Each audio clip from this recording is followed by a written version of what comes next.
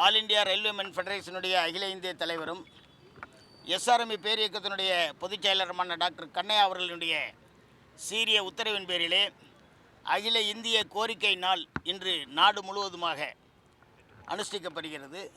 இந்த கோரிக்கை தினம் ஏனென்றால் ஏறக்குறைய 30 கோரிக்கைகளுக்கு மேல் நாங்கள் முன்வைத்திருக்கிறோம்.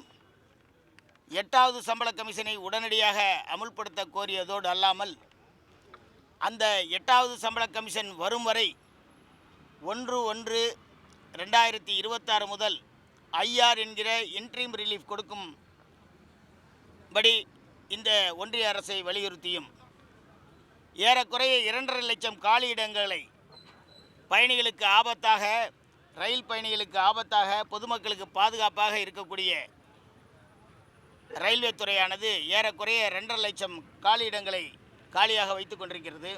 அதை உடனடியாக நிரப்ப கோரியும் யாட்சிக் என்ற பெயரிலே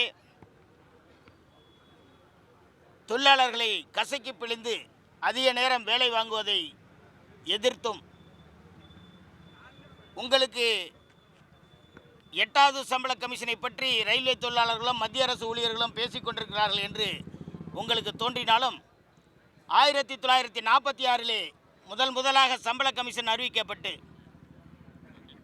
திரும்ப 46, 56, 66, 76, 86, 96, 2006, 2016 நாம் 8வது சம்பள கமிஷனை பெற்றிருக்க வேண்டும்.